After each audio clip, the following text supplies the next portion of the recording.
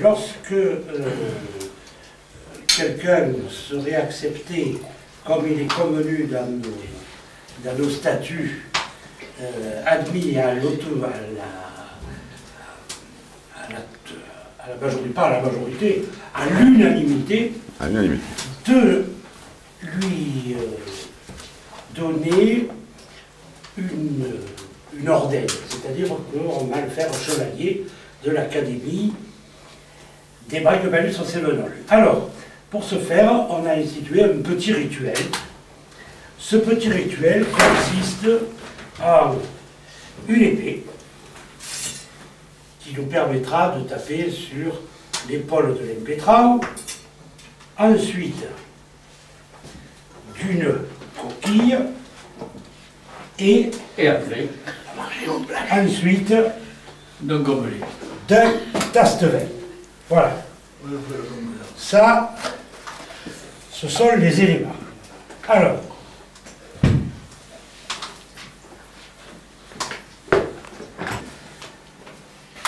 à mettre un petit peu d'huile d'olive dans la coquille de Saint-Jacques. Nous allons mettre un petit peu de Carthagène dans le tasse-vin. Et puis, on mettra un crouton avec de l'ail dessus, râpé, un petit peu de sel. Sel, je pense que c'est du sel consacré que je vais pouvoir vous avoir, qui vient d'un endroit très particulier, j'ai oublié de le prendre. Et de l'huile d'olive dessus, et on posera ça. Alors, une fois qu'on aura mis ça en place, le président et les académiciens se mettront ici. Sur les marches. Sur les marches, au-dessus des marches. L'impétrant, c'est-à-dire celui qui va recevoir l'ordenne, se trouvera en marche.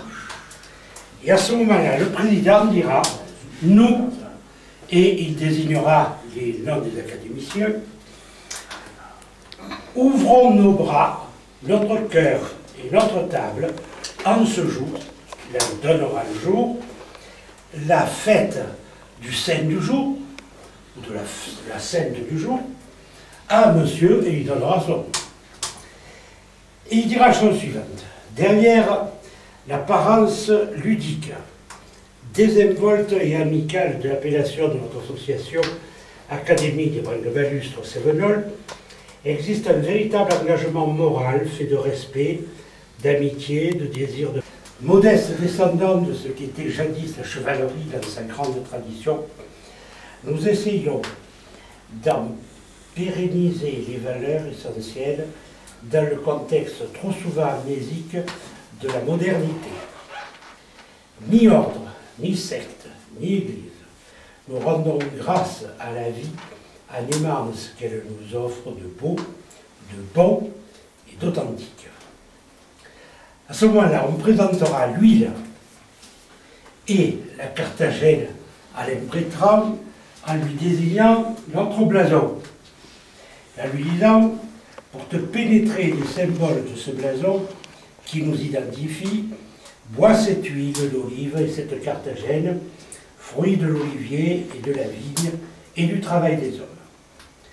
Ensuite, on lui présentera le pain, prend au plat de l'épée, le président frappera l'épaule gauche puis l'épaule droite, puis posera l'épée sur la tête de l'impétrant en lui disant, par ce geste, je te demande de mettre au service de ceux qui auront besoin tes bras et ton intelligence, au nom des anciens qui ont vécu et travaillé ici, au nom de ceux qui nous avons aimés et qui nous ont quittés, au nom de Saint-Michel, protecteur de la chevalerie.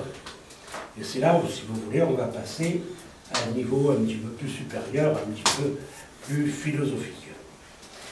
Il te faut maintenant nous dire le surnom qui sera le tien et viendra s'ajouter au nôtre dans cette assemblée fraternelle de copains. Dans le sens littéral du terme, copain, celui avec qui on partage le pain.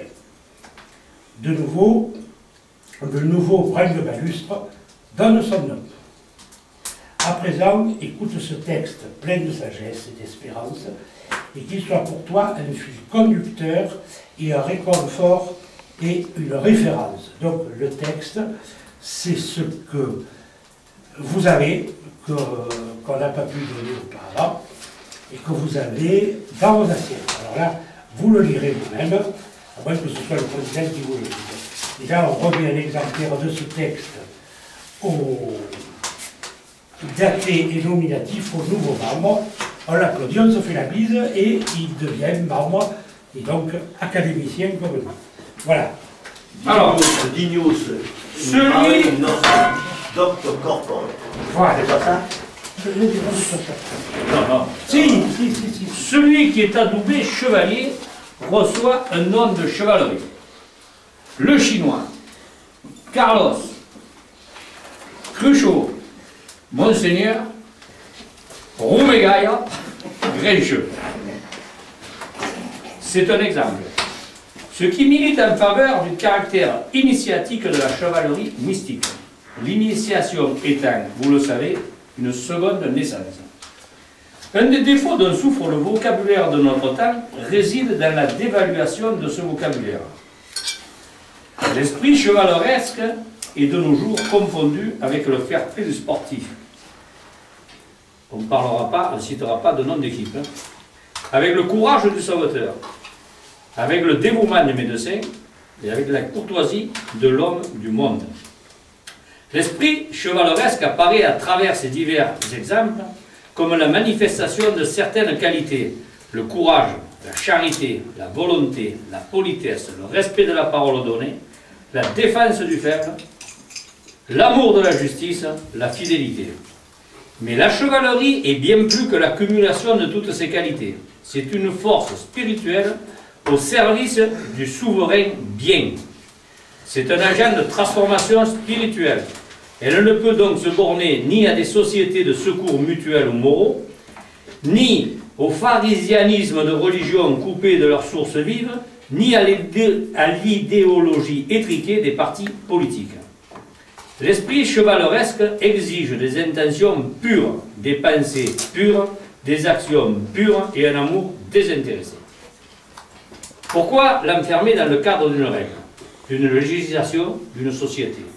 C'est entrer dans un processus sclérosant car on l'a prive alors de son dynamisme interne et de sa dimension symbolique. La chevalerie régie par des principes universels et intemporels est la présence terrestre et militante de la religion de l'esprit. Elle est la tradition en action, souveraine au-delà des querelles religieuses, politiques ou sociales. La chevalerie affirme la primauté du spirituel sur le temporel. Elle est justice et amour. Elle est une école qui forme des hommes libres et responsables. Elle est le seul rempart contre l'idéologie technocratique et totalitaire qui veut transformer la société humaine en colonie d'insectes. C'est le rat qui nous a produit tout ça avec des arrangements de monsieur Jean-Marie Parent.